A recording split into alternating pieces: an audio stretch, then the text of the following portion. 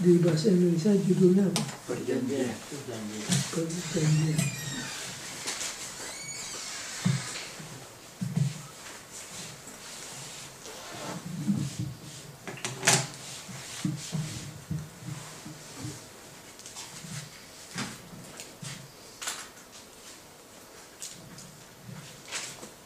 Itu anak ini.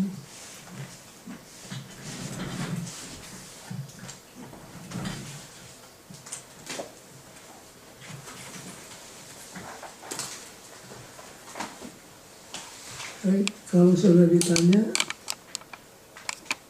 what is the definition of covenant? Contract agreement between God and His people. Apa? Contract agreement between God and His people. Between God and His people. Covenant itu biasanya berisi at least 2 unsur. Unsur yang pertama apa? Yang berjanji, yang menerima janji dan yang memberi janji. Ya, lalu di dalam term of agreement-nya ada 2 hal. Promise. Satu disebut apa? Satu disebut apa?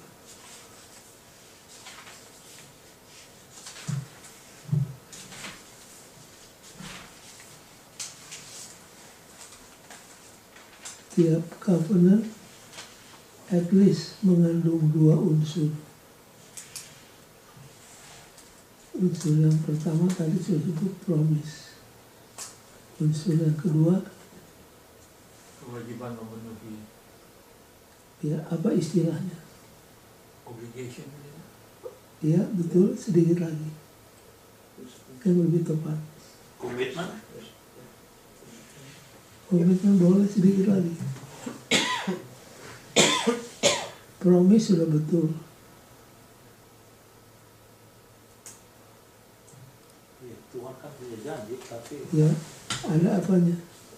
Responsible. Ya, saya masih tunggu satu kata belum keluar.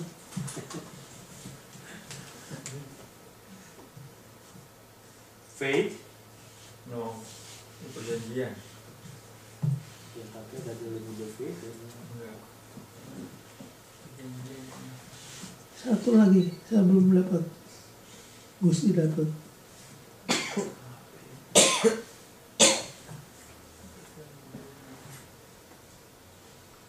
Coba aja ingat-ingat. Garanti.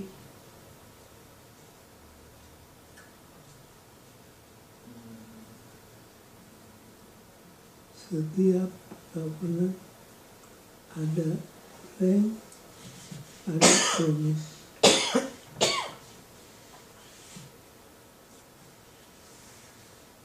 Biasanya dimulai dengan kata apa? Covenant.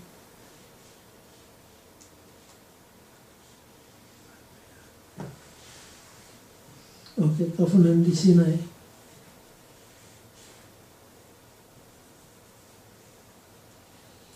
Covenant di Sinai dimulai dengan kata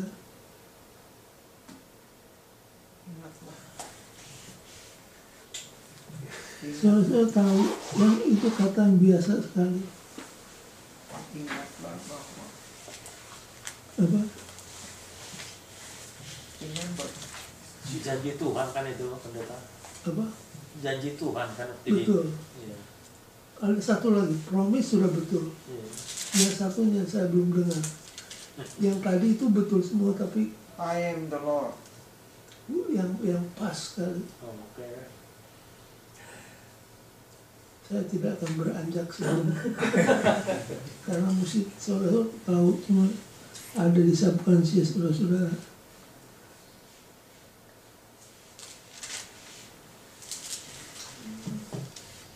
Semesta alam kan. Baik, pendeta. Nah,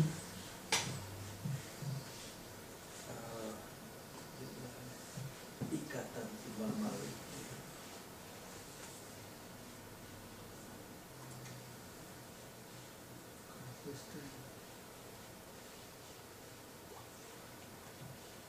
Perkawinan di situ pendetanya. Perkawinan dibikin di antara Tuhan dan kita Ya, di itu. sini. Itu kalau orang kaum muslim bilang akad nikah. Yang di sini yang paling jelas.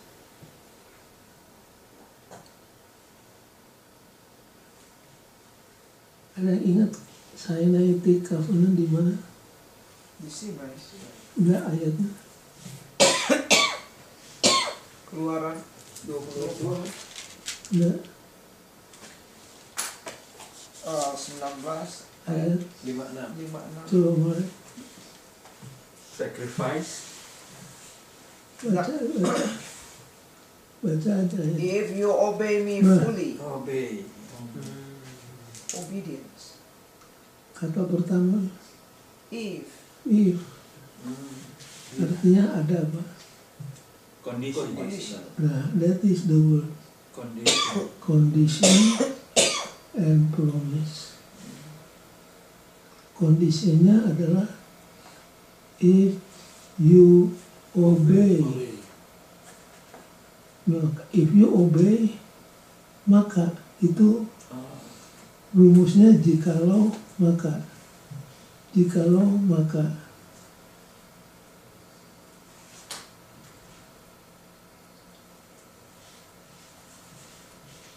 Cinta Allah, kasih Allah kepada kita conditional or non-conditional. Non-condition. Cinta Allah itu non. non-condition. Karena Tuhan cinta sama semua orang jahat, orang baik, santri, beragajul, semua Tuhan cintai. Tapi bila mana tiba kepada Salvation. salvation, is salvation conditional or unconditional? Condition. Conditional. Supaya barang siapa yang percaya. Oke, jadi definisinya sudah dapat. Dua unsur ada di dalamnya, yaitu condition and promises. Walaupun di dalam Alkitab ada banyak covenant yang diadakan, seperti apa misalkan Adamic Covenant, Kejadian 3:15, Noahic Covenant, Abrahamic Covenant, Sinaitic Covenant, Davidic Covenant, New Covenant. Nah, meskipun ada banyak covenant, sebenarnya covenant yang asasi, yang mendasar, yang disebut the covenant of grace, itu ada hanya satu. Nanti kita akan pelajari mengapa diulang-ulangi. Jadi covenant itu hanya satu, yang disebut the everlasting covenant. The everlasting covenant kapan diadakan? Digagas oleh Tuhan itu kapan? Pada waktu Adam jatuh dalam dosa.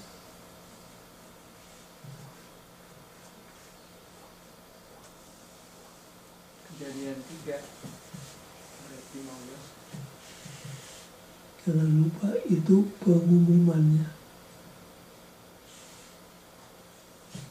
Di everlasting covenant sudah ada sebelumnya. Kejadian 3 ayat 15 itu pertama kali diapakan? Diumumkan. Diumumkan. Makanya disebut ayat itu Proto-evangelium. proto-evangelium. Protovangelium. Untuk pertama kali berita keselamatan datangnya juru selamat diucapkan. Nyimpang sedikit. Kaum muslim menangkap pelajaran ini. Mereka katakan ada perjanjian lama, ada perjanjian baru. New Covenant, Old Covenant. Kalau Al-Quran adalah The Last Covenant. Itu mereka punya argumentasi. Jadi jangan lupa, there is only one basic covenant, yaitu covenant of grace.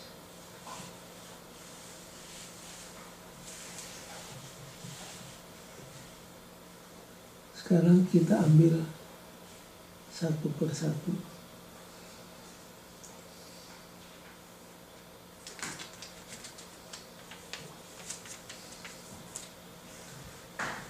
God's covenant with all humanity.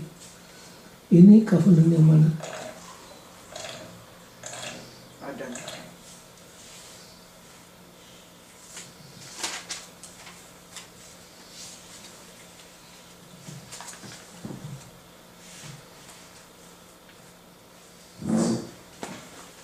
Ya, Ya, Meta. buka hari Minggu. Ya, Meta.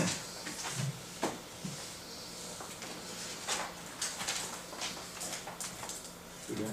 Boleh dibaca. Paragraf pertama.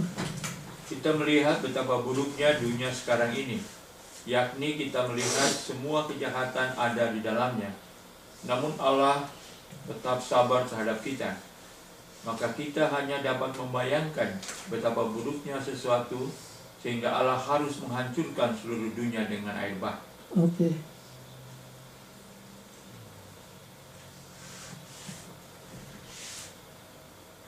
Nyonya Billy Graham, bukan evangelisnya ya, nyonyanya ini. Dia seorang pembaca Alkitab yang luar biasa. Di dapurnya ada Alkitab yang selalu terbuka. Kalau untuk khotbah tentu suaminya hebat. Tapi untuk pengetahuan Alkitab, istrinya lebih banyak tahu dari Alkitab dari suaminya. Karena begitu rajinnya dia baca Alkitab. Dia mengeluarkan satu statement yang sejajar dengan statement di sekolah sahabat ini. Ini dikutip oleh banyak orang.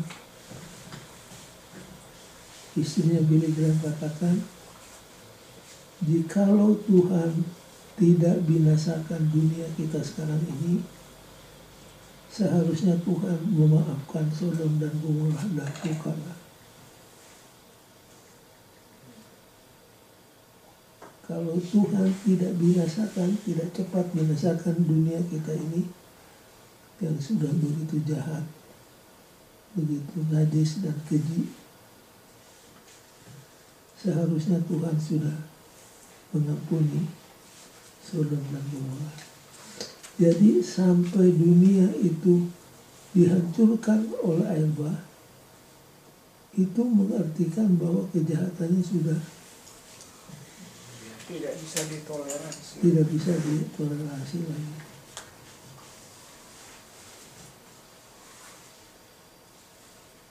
Yesus sendiri di Matius 24 mengatakan bagaimana? Sebagaimana keadaan sebelum air bah, demikian juga keadaan dunia sebelum kedatangan Anak Manusia.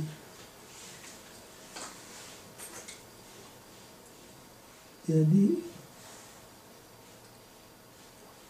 kalau kejahatannya sekarang belum dibinasakan, bayangkan kejahatan yang sampai akhirnya dibinasakan oleh Tuhan.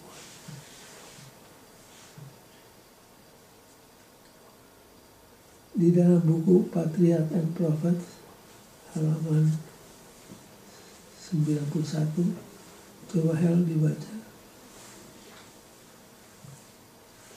Terusnya yang tadi saja. Ya, teruskan. Tuhan telah memberikan kepada manusia hukum-hukumnya sebagai peraturan hidup. Tapi hukumnya itu dilanggar dan sebagai akibatnya timbullah segala macam dosa. Kejahatan manusia dilakukan dengan terang-terangan. Keadilan diinjak-injak dan teriakan orang-orang yang teraniaya naik sampai ke surga. Itulah cerita tentang keadaan sebelum air bah. Jadi sejarah terulang kembali. Sebagaimana keadaan dunia sebelum air bah, begitu juga keadaan dunia sebelum kedatangan anak manusia.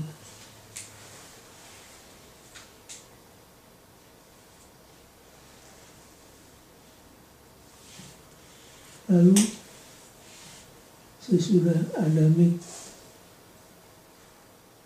Covenant yang didapat dalam Kejadian 3:15, ada covenant yang berikutnya, yaitu Noahic Covenant. Kejadian 9 ayat 1-17. Nah, covenant yang berikut ini yang dibuat dengan Nuh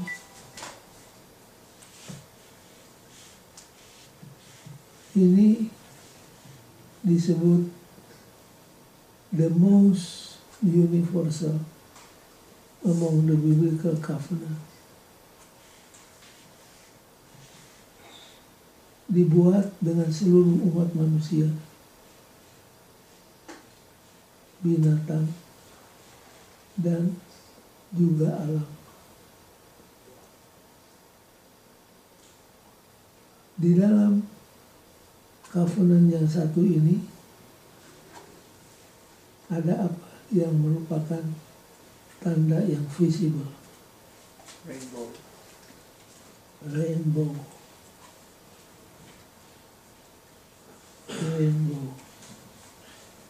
Kalau sudah masih ingat di kelas ilmu alam yang kita ambil di SD atau SMP, rainbow itu terjadinya bagaimana?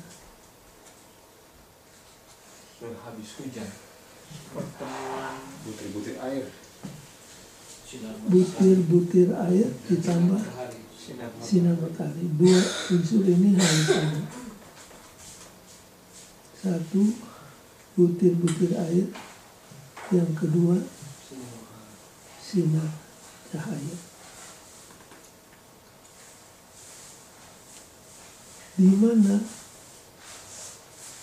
kata pelangi disebut untuk terakhir kalinya dalam Alkitab?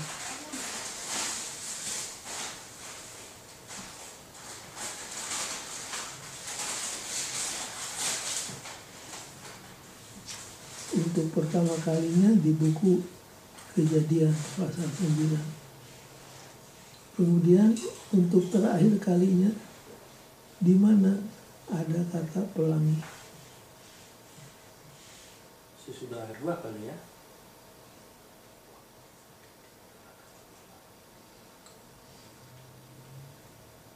Di buku dan ayat mana dalam Alkitab untuk terakhir kalinya pelangi disebut?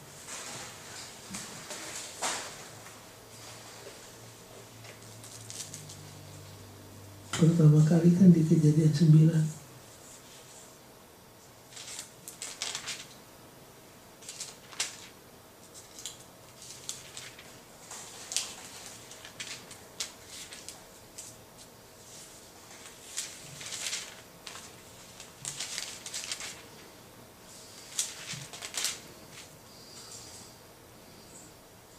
Ada yang ingat?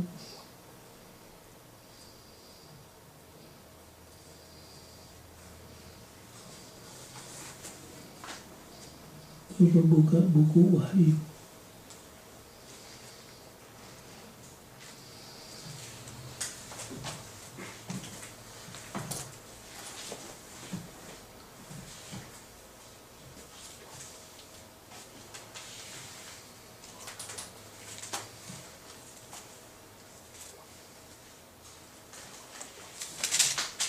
Wahyu pasal 4 ini.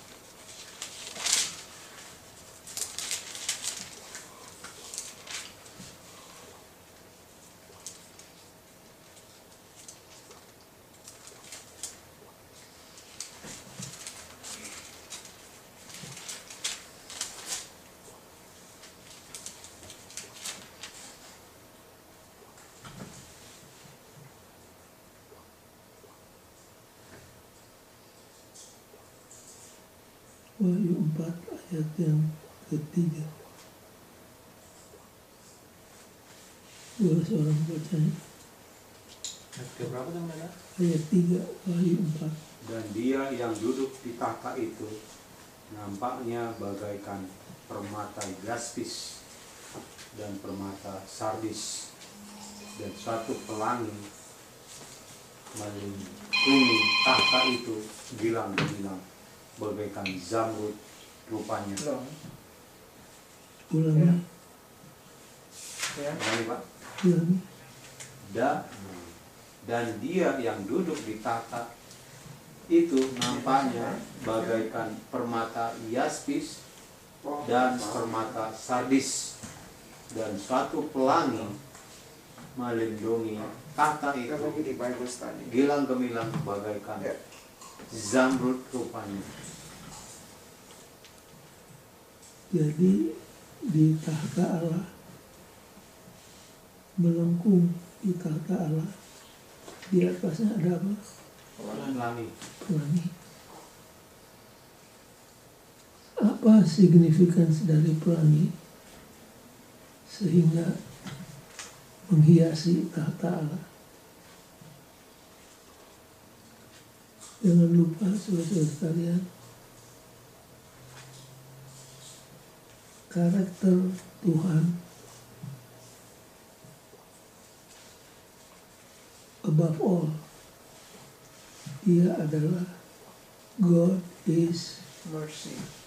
God is love. God is love. Dan love-nya Tuhan itu seperti pelangi punya dua unsur, yaitu bintik-bintik air dan cahaya matahari. Kasih Tuhan juga punya dua unsur yang tidak bisa dipisahkan, seperti mata uang punya dua segi, dua sisi. Sisi yang pertama adalah apa? Mercy and justice. Justice and mercy. Saudara, jangan pernah lupa, Tuhan itu bukan hanya just, bukan hanya merciful, tapi dua-duanya. Justice and merciful. Itulah sifat yang basic daripada Tuhan.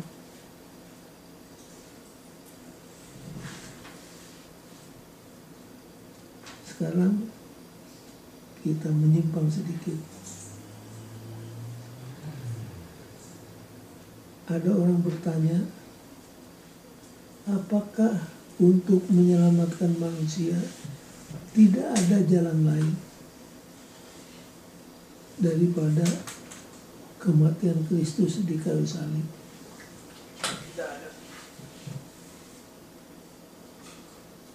Apakah tidak ada jalan yang kedua?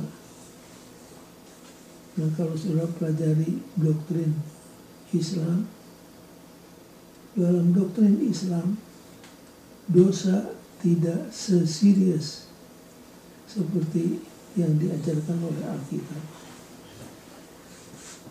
Pada waktu Adam memakan buah itu, lalu dilarang, ditegur oleh Tuhan, Adam minta ampun. Pada waktu Adam minta ampun, Tuhan katakan, oke, saya ampuni. Next time, jangan berbuat lagi. Dan inilah guidance untuk kamu. Baca ini, supaya jangan kamu mengulangi kembali perbuatan tersebut. Beres. Nah, di ajaran Alkitab tidak demikian. Nggak semudah itu. Mengapa? Karena sifat Tuhan yang satu ini. Dia adalah Tuhan yang maha adil. Dia juga Tuhan yang maha Justice. pemurah. Waktu Adam dan Hawa jatuh ke dalam dosa, ini ngomong dari segi manusia, Tuhan itu menghadapi satu dilema, satu masalah. Masalahnya ialah keadilan Tuhan, the justice of God, menuntut supaya orang berdosa harus apa? Mati. Mati.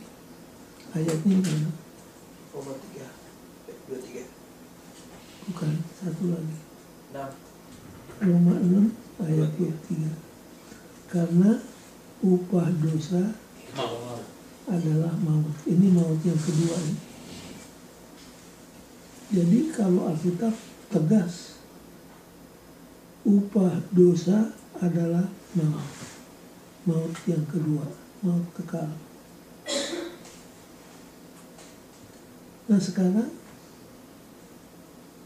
bagaimana Tuhan bisa mempertahankan sifat keadilannya kalau dia menyelamatkan manusia?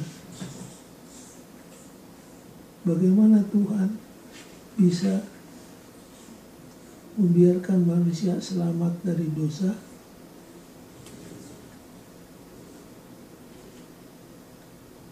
tanpa mengabaikan keadilannya? Upah dosa adalah maut, tetapi Kasih karunia.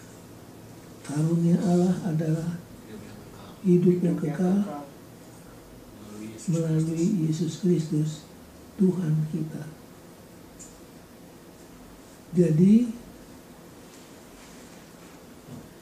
keadilan Tuhan harus disatisfy, harus ada pertumpahan darah. Saat yang sama, mersinya Tuhan harus dinyatakan. Jawabnya hanya satu, Salib. yaitu disalib. Disalib, keadilan Tuhan disatisfy. Mengapa? Karena Kristus rela menggantikan orang yang berdosa untuk dihukum. Saat yang sama, mersinya Tuhan dinyatakan. Itu sebabnya ada ayat yang mengatakan keadilan dan rahmat Tuhan Bercium-cium. kiss each other. Di mana Salib. ayatnya? Mazmur 8, 85 ayat 10. Ayat 10. Jadi begitulah ceritanya tentang the justice and the mercy of God. Bagaimana Tuhan bisa menyelamatkan orang yang seharusnya mati ayat 10. dan saat yang sama menunjukkan kemurahannya.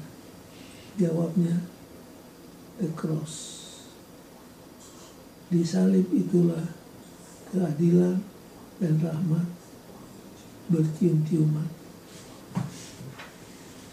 Dan untuk jalan keselamatan ini tidak ada jalan yang kedua.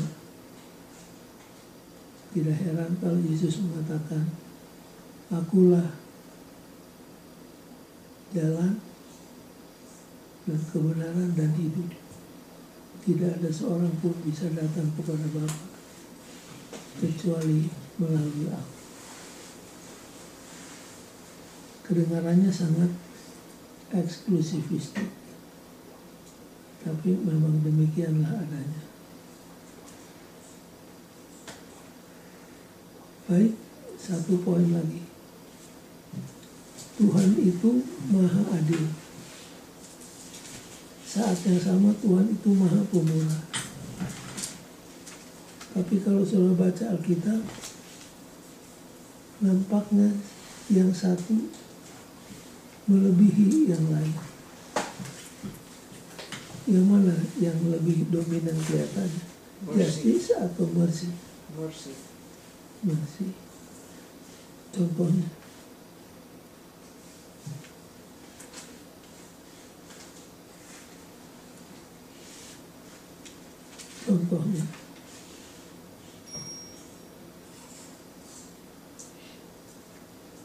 coba baca Hukum 10, hukum yang ketiga, atau mungkin yang ada ilah lain, yang kedua. Coba dibaca. Hari apa beda? Alkitabnya aja dibaca. Keluaran 20. Keluaran 20, hukum yang kedua. Jangan membuat bagimu patung yang menyerupai apapun yang ada di langit di atas, atau yang ada di bumi di bawah, atau yang ada di dalam air di bawah bumi. Terus, Jangan sujud menyembah kepadanya atau beribadah kepadanya, sebab Aku Tuhan Allahmu adalah Allah yang cemburu, yang membalaskan kesalahan bapa kepada anak-anaknya, kepada keturunan yang ketiga dan keempat dari orang-orang yang membenci Aku. jadi keadilan Tuhan sampai keturunan yang keberapa? 4. Terus, Tetapi Aku menunjukkan kasih setia kepada beribu-ribu orang, yaitu mereka yang mengasihi Aku dan yang berpegang pada perintah-perintahku. jadi nampaknya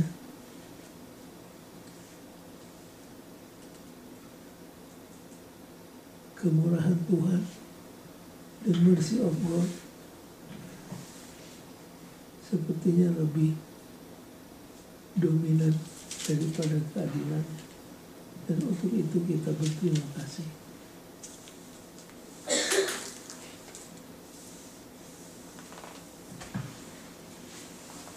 Kalau kita Justice. kalau kita justice-nya lebih apa? Dominan. Masih ingat waktu Daud pada suatu hari dia suruh orang untuk menghitung tentaranya. Waktu mau hitung, panglima angkatan bersenjatanya Daud, Joab, katakan, Tuanku, jangan teruskan rencana menghitung. Nanti Tuhan marah kepada kita. Apa yang kita takuti?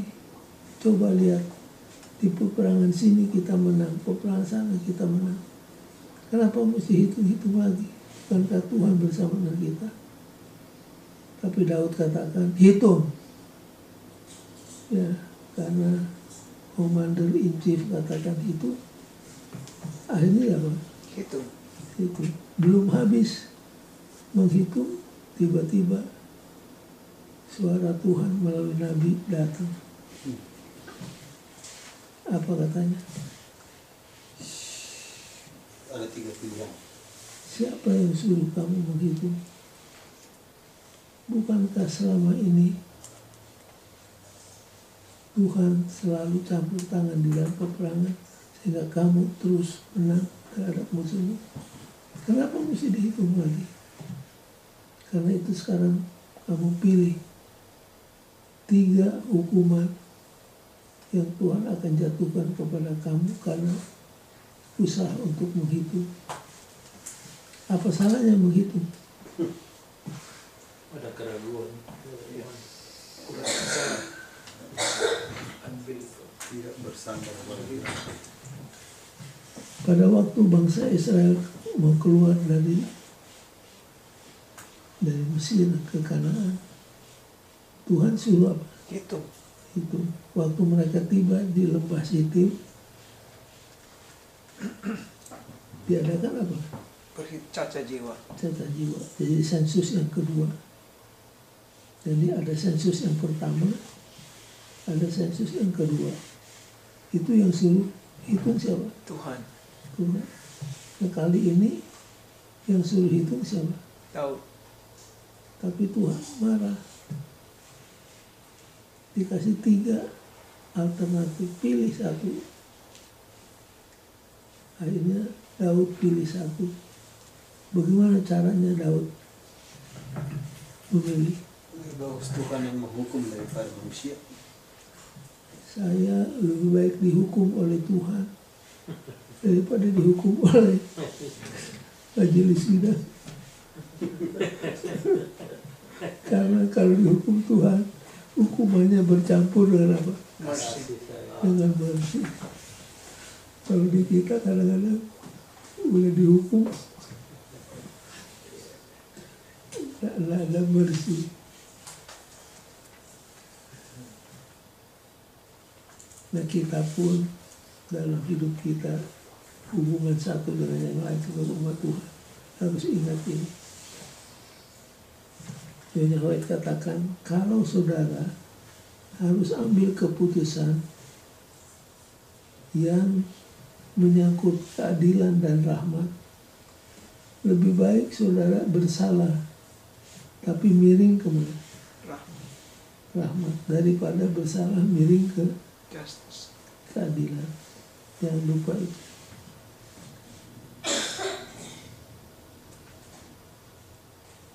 Saya masih ingat dulu di Uni Barat ada misionari namanya C.G. Ada ingat? C.G. Oliver. Oliver ini pernah bekerja di Uni Barat, pernah di Uni Timur, di bagian keuangan. Oliver ini hatinya hati Malaikat. anak-anak guru-guru di Unai suka bercerita, mami, Opa Oliver masuk surga pasti ya Mi. Anak kecil juga lihat. Dia orangnya sangat merciful. Sampai dalam administrasi menyulitkan bawahannya. Dulu ada peraturan pendeta di gereja Advent boleh ambil cash advance pinjaman hanya 1 bulan gaji, tidak boleh. Jadi satu kali ada pendeta memang sangat mendesak, dia harus punya uang saat itu lebih dari sebulan gaji, entah bayar utang atau apa saya tidak tahu, tapi sangat mendesak. Dia pergi ke kantor Uni, ketemu dengan asistennya Oliver. Asistennya Oliver katakan, saudara, saya mengerti kesulitan, tapi ada peraturan begini, tidak mungkin saya berikan ini. Keluarlah pengerja dengan menangis. Besoknya ketemu Oliver. Ketemu Oliver dikasih. Jadi dari segi administrasi Oliver salah. Tapi dari segi yang lain pendeta itu tertolong dalam kesulitan. Banyak kan ditolong sama dia pendeta. Ya sangat banyak. Sangat banyak. Saya sendiri pernah mendapat pertolongan walaupun bukan dari segi keuangan. Oliver. Jadi kalaupun saudara harus berbuat error di dalam mengambil keputusan, biarlah error itu Ada rahmat. ke arah rahmat daripada Justice. ya, Karena Tuhan itu demikian. Kalau orang Batak justice kan. Orang Batak semuanya bagus jadi lawyer.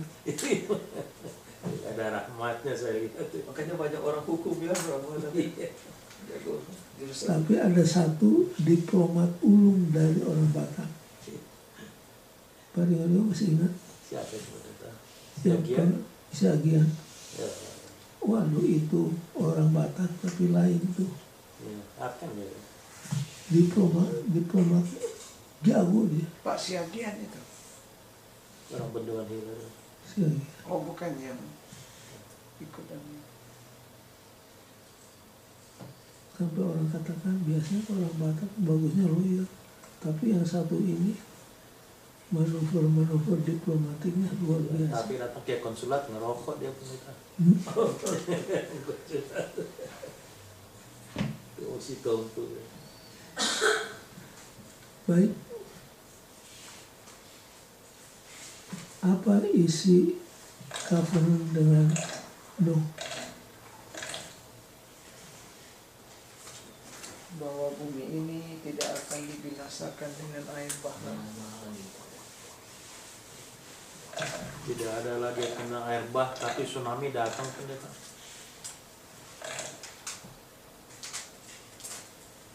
Tapi enggak universal. Iya.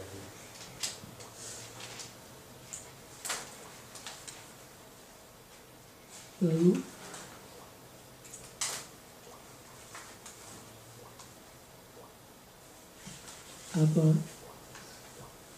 apa hubungannya dengan peristiwa dalam Kejadian pasal 10 pasal 11?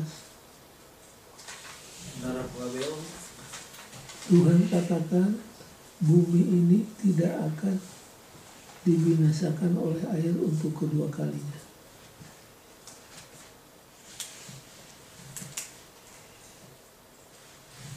Kemudian manusia zaman itu merencanakan untuk bangun apa? Menara Babel. Menara Babel. Dan menara itu kemudian dihancurkan. Apa salahnya membangun menara?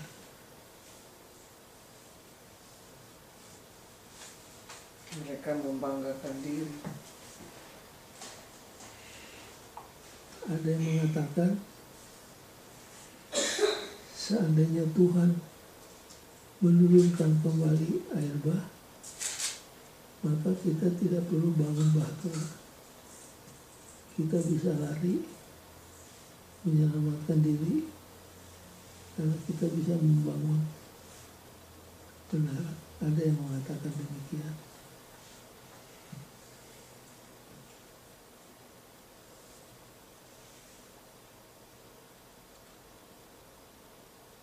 Kejadian pasal 11 menceritakan niat untuk rebel terhadap siapa?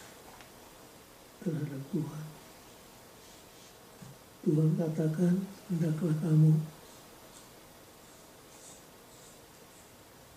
tercerai-berai, penuhi dunia ini. Tapi kemudian mereka sengaja untuk apa? Tinggal di satu tempat. Dan kalau saudara pelajari, saudara lihat secara mendetail,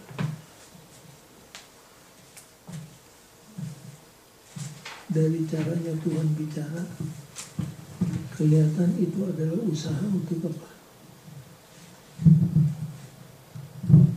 Melawan Tuhan, rebel against God.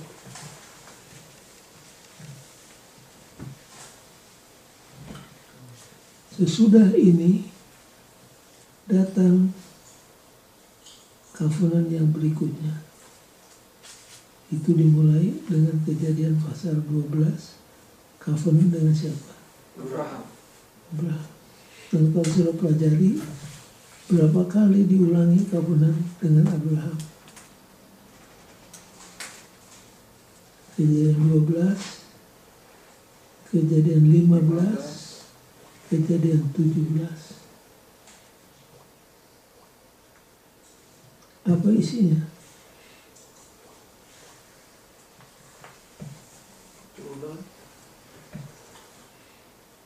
Tuhan akan memberkati Abraham dengan begitu limpahnya, sehingga pada gilirnya Abraham akan menjadi saluran berkat kepada banyak orang. Dan di dalam dialah dunia akan menerima berkatnya. Maksudnya itu siapa? Yesus. Dari Abraham lah akan keluar juru selamat, Yesus. Nah, kalau saudara baca cerita Abraham, memang sangat colorful ceritanya. Tuhan berjanji akan memberikan keturunan. Tunggu punya tunggu, tidak muncul-muncul. Akhirnya Abraham berbuat blunder yang besar. Kapan blunder itu dibuat? Mengambil Hagar. Hagar. Istrinya yang suruh kan itu, bukan kemauan Abraham. Istrinya suruh, Abraham menurut.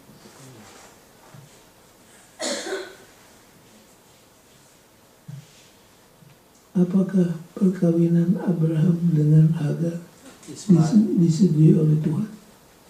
Tidak. Berlaku kita katakan bisa nganut Islam. Saya perhatikan tidak. Tiap kali Tuhan menyebut Hagar, malaikat Tuhan katakan begini, Tuhan, Hagar, kembalilah ke Tuhan. Hagar pembantu daripada Sarah. Gak pernah disebut Hagar istrimu.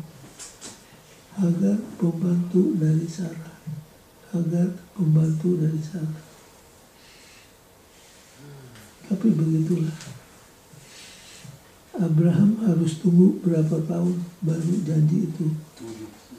25 tahun. 25. Karena Abraham mendapat janji pertama itu waktu dia berusia 75 tahun. Waktu umur 100 tahun barulah lahir siapa? Ishak. Jadi dia tunggu for 25 long years. Luar biasa ya.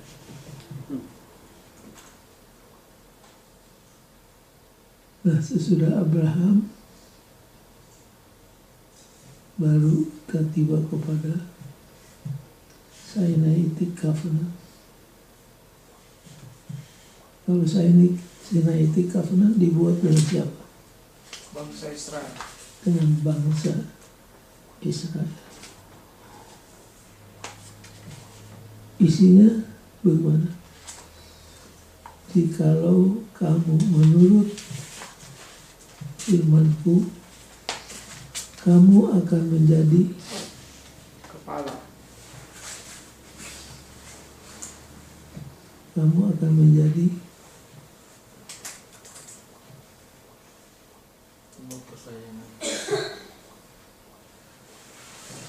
umat pilihan-Ku, umat kesayangan-Ku, dan kamu akan menjadi kerajaan imam. Nah, di sini harus kita jabarkan sedikit apa maksudnya menjadi kerajaan imam. Dulu terjemahannya akan menjadi imamat yang rajani. Kita tidak mengerti itu. Kalau kamu menurut kepada hukum-Ku, kamu akan menjadi kerajaan imam. Maksudnya bangsa Israel akan menjadi satu bangsa di mana tiap warga negara akan berfungsi sebagai Imam.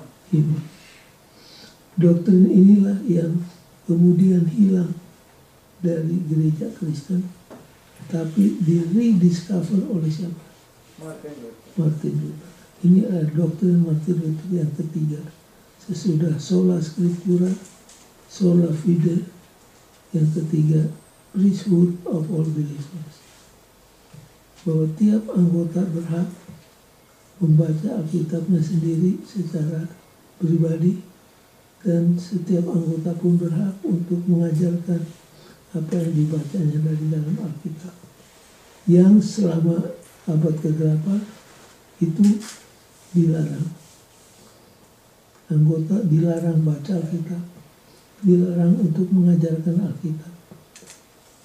Tapi Martin Luther katakan terbalik, tidak demikian. Setiap anggota harus baca Alkitab, harus mengajar Alkitab.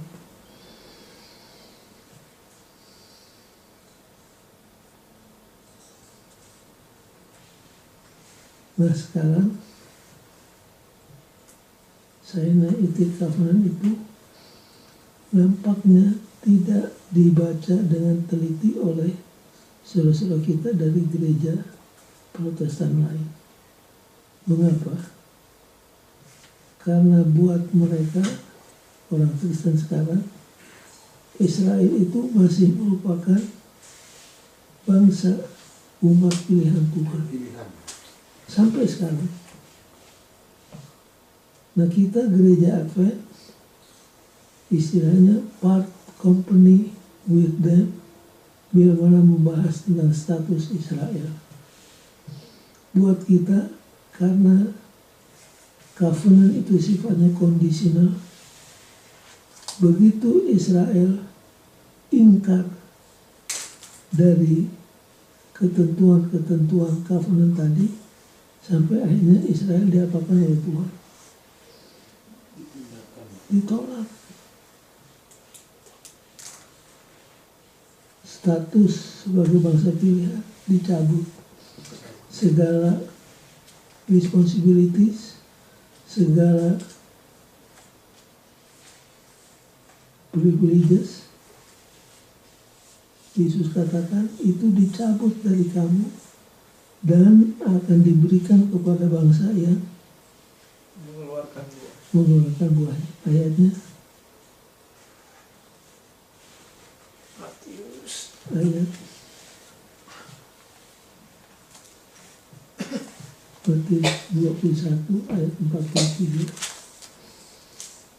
Jadi kalau buat Advent, buat kita, orang Israel yang ada sekarang ini,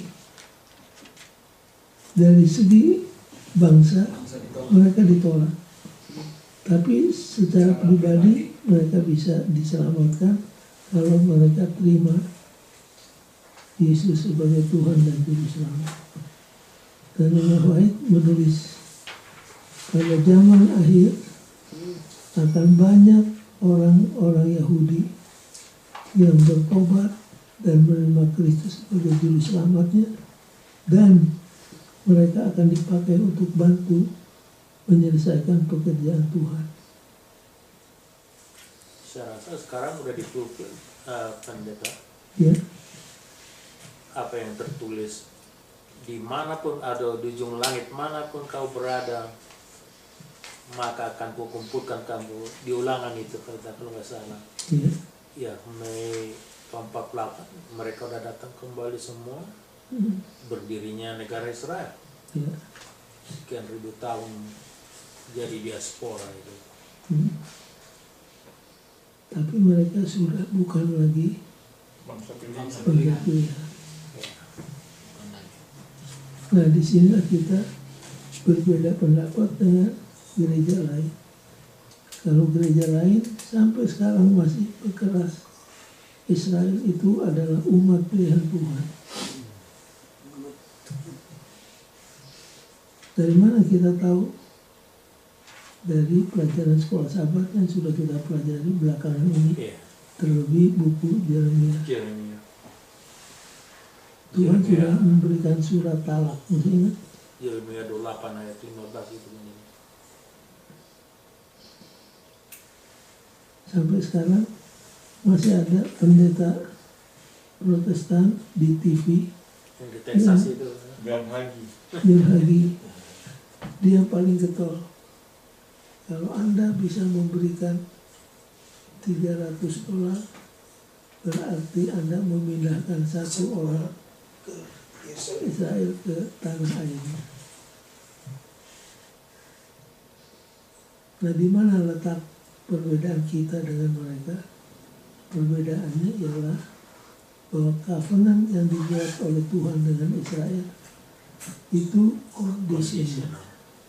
Buat mereka tidak ada conditional. Berbeda. Dan pergerakan ini, pindahnya Israel ke negerinya, itu disebut Sionisme. Dan kaum muslim sangat anti kepada Sionisme. Kenapa muslim seringkali memusuhi Kristen? Karena kita dianggap ikut terlibat di dalam pergerakan yang disebut Sionisme itu.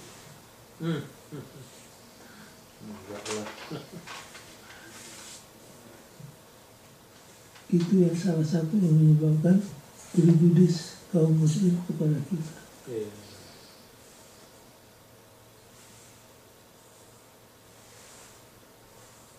Jadi Yahweh katakan pada zaman akhir akan banyak orang-orang Yahudi Israel secara pribadi bertobat terima Yesus sebagai Tuhan dan Juru Selamat, dan mereka akan digunakan membantu pekerjaan Tuhan. Yang sudah kenal siapa? Yang diapin itu yang mana? Doug Bachelor. Bachelor. Doug Bachelor ini orangnya simple kalau khotbah, tapi semua dari ayat Alkitab.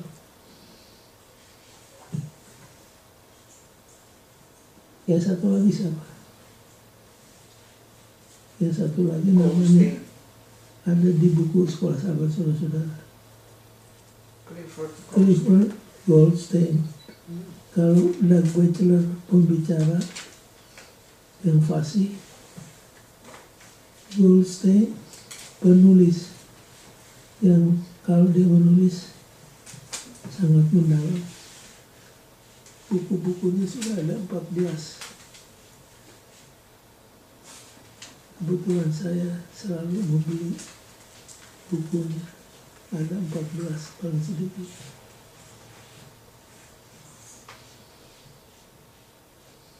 Dan dia karena talenta menulisnya menyolok, DC mengangkat dia untuk jadi editor dari Sekolah Sahabat.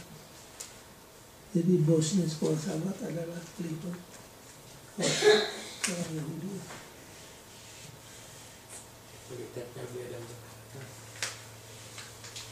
Namanya ada di Sekolah Sahabat di buku Clifford Goldstein. Dia kalau nulis tentang kepausan, dia tulis belak-belakan, nggak takut-takut, tanpa tedeng aling-aling.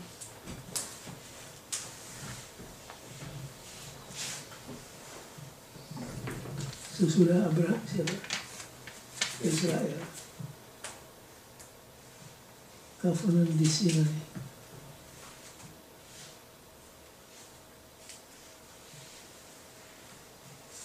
Saya akan khotbahkan ini hari Sabat di Unista.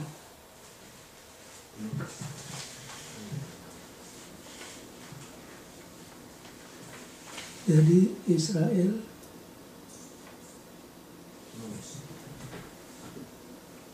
diajak oleh Tuhan untuk mengadakan covenant. Kalau kamu begini, maka akan begini. Makanya bangsa Israel waktu keluar dari Mesir, Tuhan tentukan kamu akan tinggal di mana. Di satu tempat yang bernama Kanaan. Dan kalau saudara pelajari secara topografi, Kanaan itu adalah tempat yang paling strategically located. Ya, betul itu. Tempat itulah tempat yang paling strategis. Asia, Afrika, Eropa itu. Betul, jembatan dari 3 benua. Ya. Orang akan lalu lalang lewat situ. Kalau saja Israel setia kepada covenant, Luar biasa itu. luar biasa.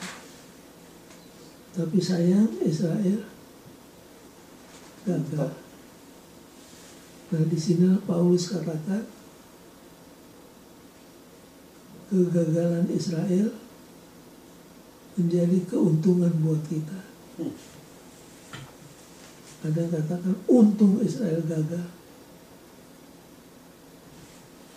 Itu salah narik kesimpulan. Sedangkan Israel gagal, begini, apalagi kalau Israel Tidak gagal. tidak gagal, maka Yerusalem akan menjadi the city of truth. Semua orang dari seluruh dunia akan datang ke Yerusalem untuk belajar tentang Tuhan. Itulah rencana Tuhan yang semula, tapi tidak menjadi kenyataan karena Israel ingkar daripada syarat-syarat covenant yang diadakan di Bukit Sinai.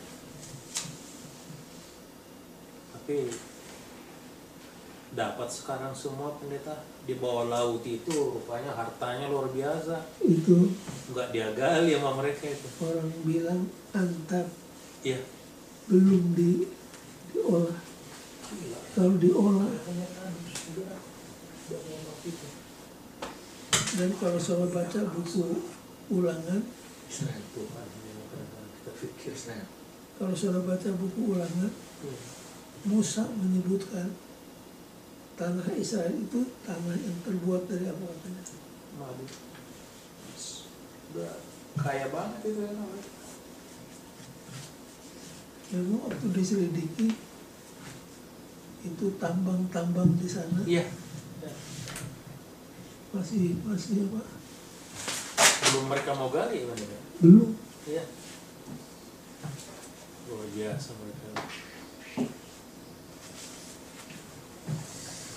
Kalau Freeport ya. Apa? Kalau Freeport. Wah, Tuhan, Freeport 96% cadangan emas di dunia. Freeport nomor 1 di dunia. Itu baca Kompas waktu hari Jumat. 95. Gila tuh.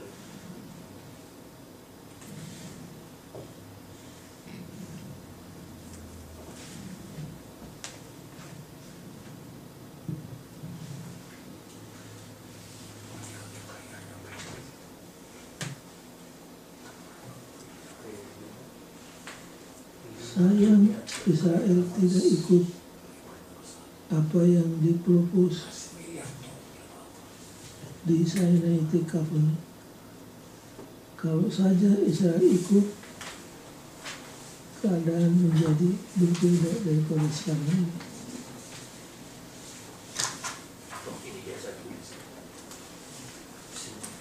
Baik, sebelum kita akhiri sampai di sini, apakah ada pertanyaan atau tambahan? 2,3 miliar ton.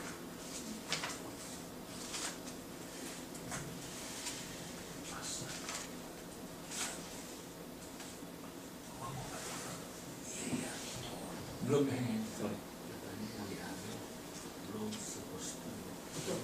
Yang jadi pertanyaan sekarang, kenapa ada perjanjian lama dan lalu ada apa? Perjanjian baru. Apa maksudnya? Kenapa yang satu disebut lama, yang satu disebut baru? Apa yang menyebabkan? Biasanya Yesus Kristus lama tidak perjanjian baru.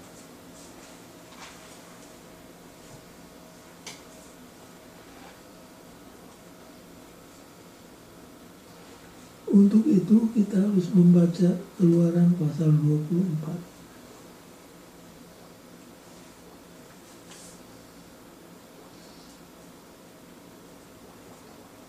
Masih ingat pada waktu Musa dipanggil oleh Tuhan untuk meratify covenant ini. Kata ratify artinya apa? Mensahkan. Dan mensahkannya bagaimana? Dengan darah.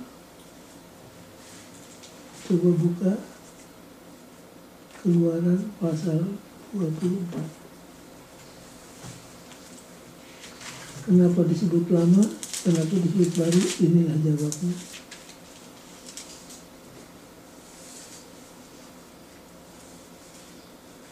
Bagaimana sudah dapat? Iya. Ayat 1 mulai benar. Cuma saya lihat Keluaran. Udah ya. Kejadian 24 ya. teman. Keluaran. Oh, keluar. Oke. Upacara pengikatan perjanjian antara Tuhan dengan bangsa Upacara apa?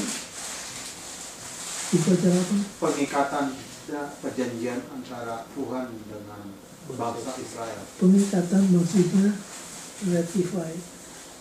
Ratify itu mensahkan. Apa yang mereka buat? Baca terus.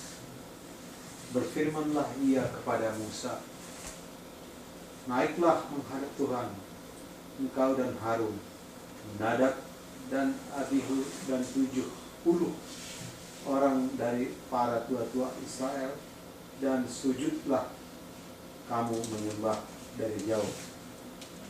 Hanya Musa sendirilah yang mendekat kepada Tuhan, tetapi mereka itu tidak boleh mendekat, dan bangsa itu tidak boleh naik bersama-sama dengan dia. Lalu datanglah Musa dan memberitahukan kepada bangsa itu segala firman Tuhan dan segala peraturan itu. Maka seluruh bangsa itu menjawab serentak, segala firman Tuhan, firman yang telah diucapkan Tuhan itu akan kami lakukan. Baik. Jadi dengan penuh PD apa? Percaya diri. Percaya diri. Mereka katakan semua syarat-syarat yang ditentukan di dalam covenant ini semuanya akan lakukan. kami akan turut. Memang hebat kalau baca tekad mereka. Kami akan turut. Padahal Melenceng. pada waktu Musa turun, Udah nyembah berhala. dia dengar ada apa? Ada suara. Joshua katakan apa? Ada peperangan. Wah, dengar ada peperangan. Tapi telinga Musa yang lebih berpengalaman dan lebih peka, itu bukan suara peperangan. Itu seperti suara orang sedang berpesta. Dan benar saja waktu mereka turun, mereka sedang apa?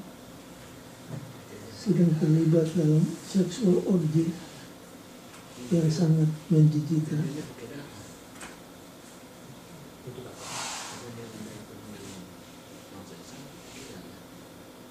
Ayat berapa itu? Ayat 8.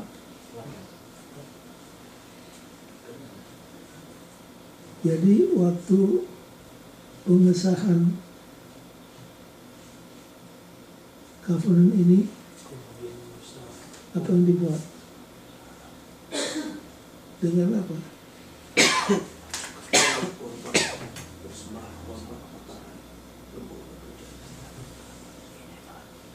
Coba pindah ayat Musa.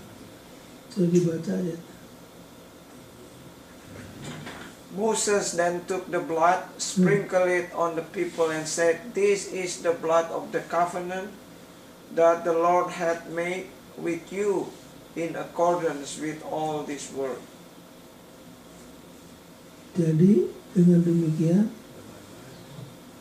covenant itu diapain? Ratify. Diratify. Diratify dengan darah binatang.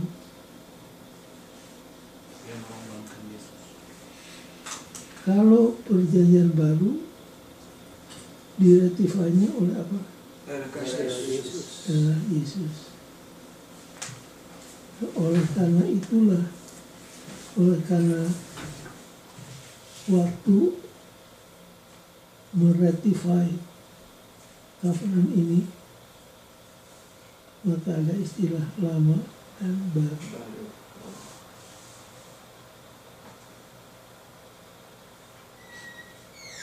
Covenant dengan Israel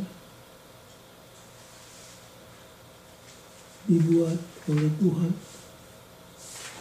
dan diratified oleh darah binatang.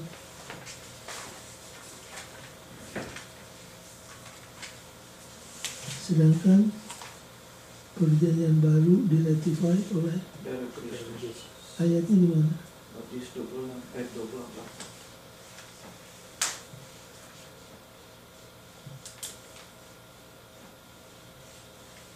Kalau kita ngambil perjamuan suci, ambil bagian, pendeta bilang gimana?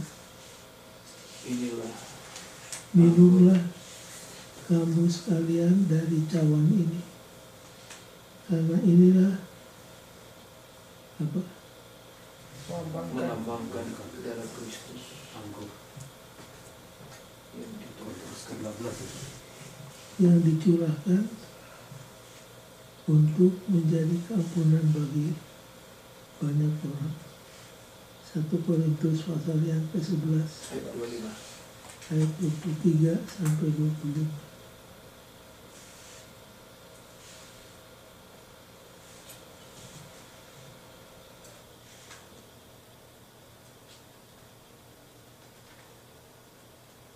Tapi istilah perjanjian baru sudah dimulai sejak kapan?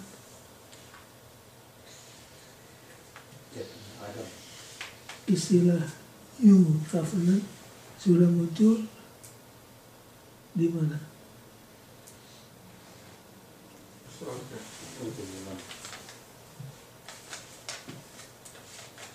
Untuk pertama kalinya muncul 3:15. Markus 14 ayat 24.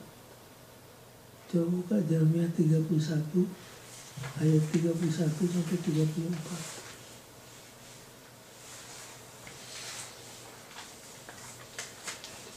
Boleh dibaca?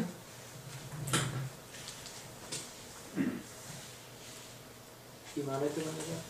Jeremia 31 ayat Jeremia 31 31 sampai 34.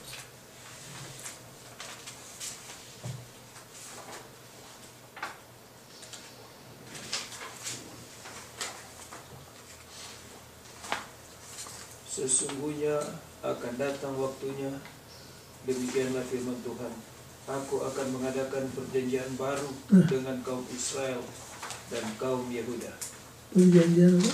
Perjanjian baru. Terus Bukan seperti perjanjian yang telah kuadakan dengan nenek moyang mereka pada waktu aku memegang tangan mereka untuk membawa mereka keluar dari tanah Mesir. Perjanjianku itu telah mereka ingkari, meskipun aku menjadi Tuhan yang berkuasa atas mereka. Demikianlah firman Tuhan. Tetapi beginilah perjanjian yang kuadakan dengan kaum Israel sesudah waktu itu. Demikianlah firman Tuhan. Aku akan menaruh Tauratku dalam batin mereka dan menuliskannya dalam hati mereka. Maka aku akan menjadi Allah mereka dan mereka akan menjadi umatku. Dan tidak usah lagi orang mengajar sesamanya atau mengajar saudaranya dengan mengatakan, "Kenalah Tuhan," sebab mereka semua besar kecil akan mengenal aku. Demikianlah firman Tuhan. sebab aku akan mengampuni kesalahan mereka dan tidak lagi mengingat dosa mereka. Kalau Tuhan mengampuni, caranya demikian. Aku akan mengampuni dan dan melupakan. tidak akan mengingatnya.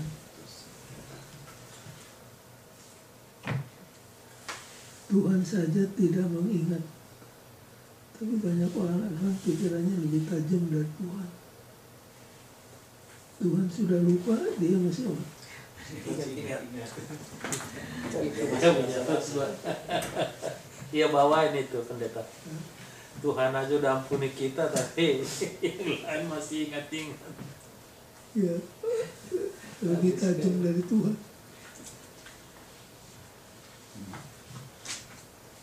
Oh, keterlaluan kita manusia. Ya kalau Tuhan kan aku akan membuang dosanya sejauh barat dari timur. Aku akan mencampakkan dosanya ke dalam laut yang dalam. Aku akan membasuhnya putih seperti salju. Tapi Daud minta lebih putih. lebih putih. Lebih putih dari salju. Jangan lupa ayatnya.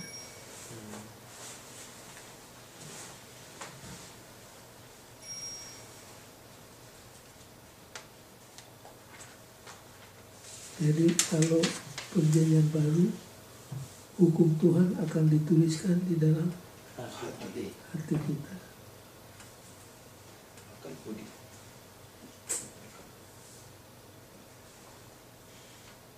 In conclusion, baca.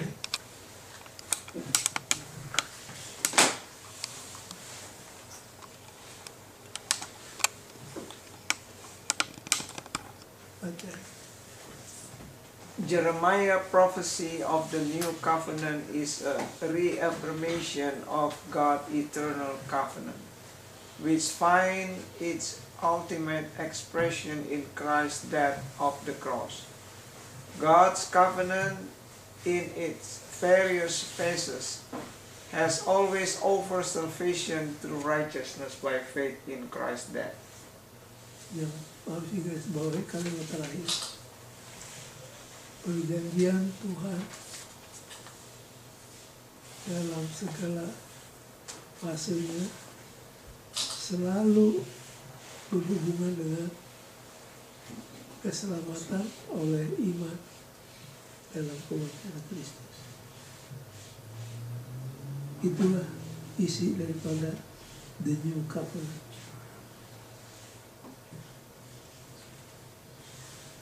Caranya bagaimana?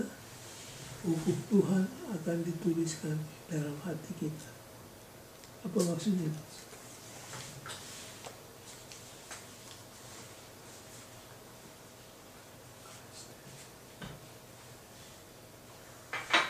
Kalau perjanjian lama berdasarkan kepada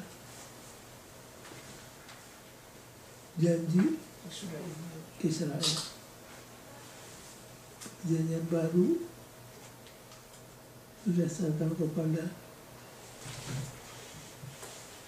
inisiatif Tuhan menuliskan hukumnya di dalam hati Israel.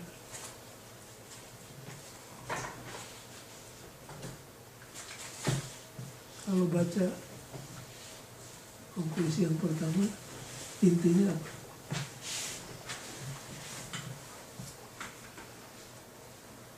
Bahwa keselamatan itu hanya ada di dalam Yesus. Bila mana kita terima dan percaya Dia, maka keselamatan akan menjadi bahagian kita. Yang kedua, Bentar. Karena di email ini nggak kebuka ya. Oh ya. Saya punya saya enggak. Kenapa ya? Apa karena sistemnya lain ya? Nah itu sama-sama Apple. Oh Apple lebih canggih sebenarnya.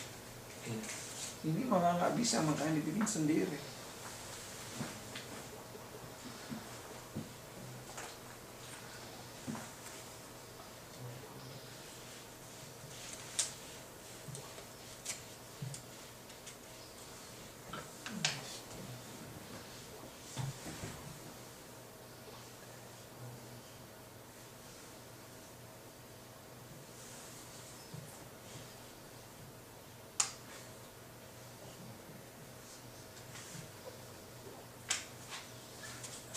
Kalau saudara baca buku nabi-nabi termasuk Yeremia, tuduhan yang Tuhan lontarkan kepada Israel ialah kamu telah ingkar dari covenant. Kamu sudah ingkar dari covenant. Karena covenant ini mengatakan jikalau kamu menurut,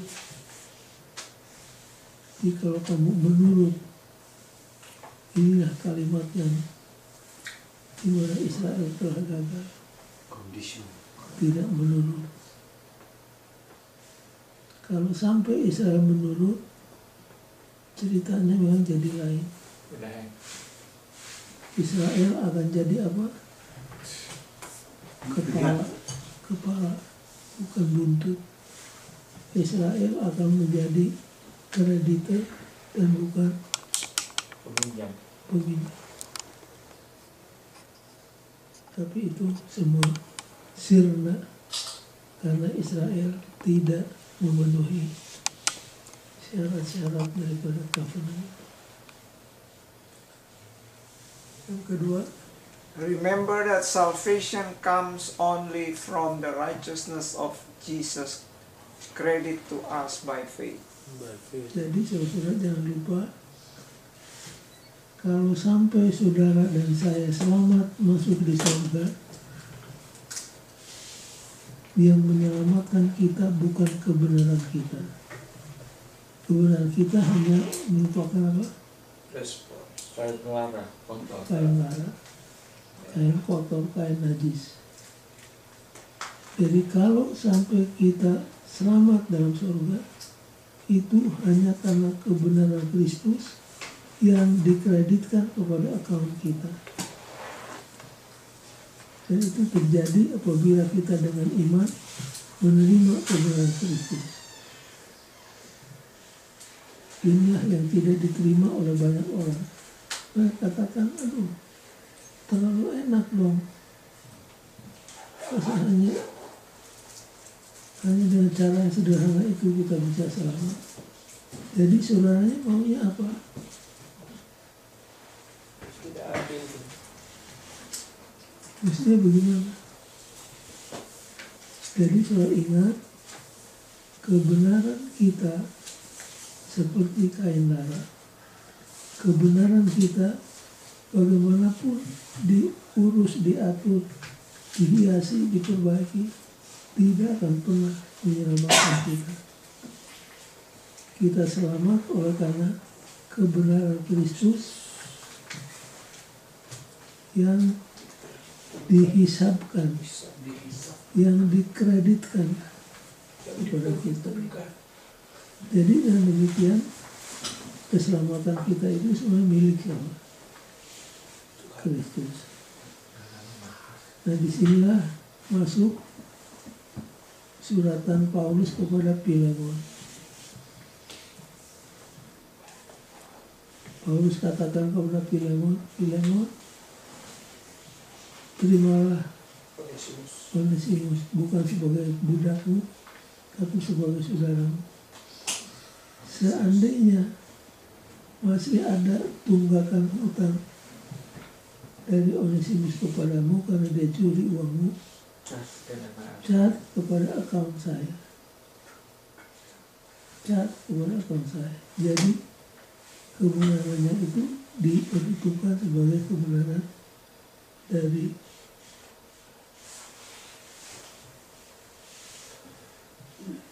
Filemon.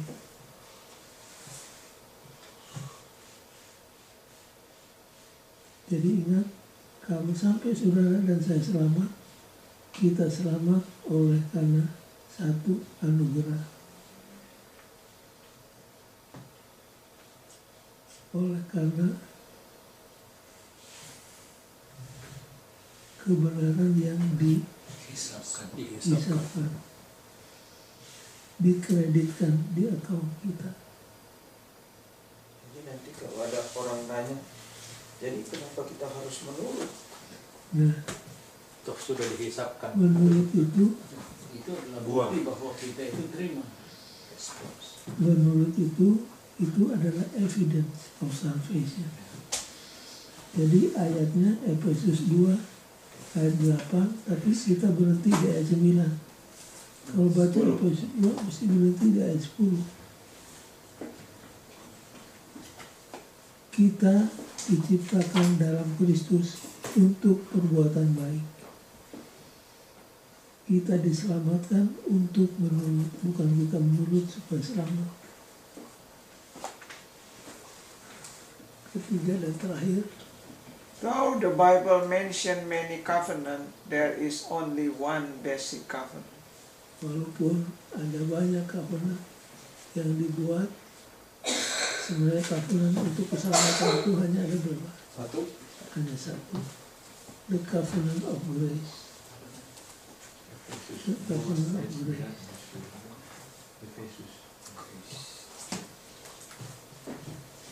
Kenapa covenant diulang-ulang terus? Seperti Israel sering melupakan covenant. Lupa kalau dia sudah berjanji akan menurut. Dan lupanya ini akhirnya menjadi sesuatu yang fatal. Sehingga mereka akhirnya ditolak oleh Tuhan. Lalu covenant dengan kita, Israel rohani, terdapat di mana? Di Alkitab. 1 Petrus pasal 2 ayat 10. Inilah ayat yang terakhir untuk ini malam.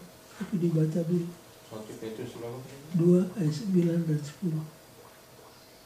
Terus sama Efesus 2 ayat 9 dan 10 ya? Itu sama dengan Keluaran 19. Coba baca 1 Petrus 2 ayat 9 dan 10. Lalu kita pulang. 1 Petrus 2 ayat 9 dan 10.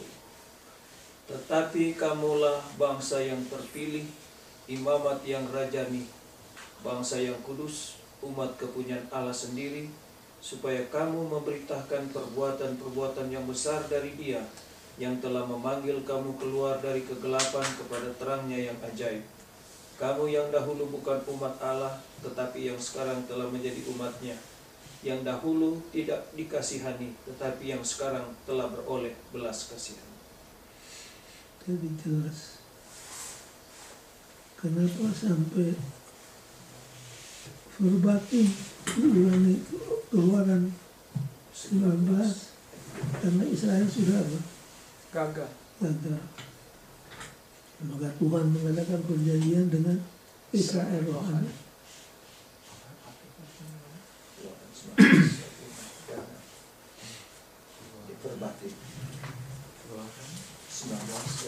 Baik, kalau tidak ada lagi pertanyaan, Ada sedikit pendeta. silakan.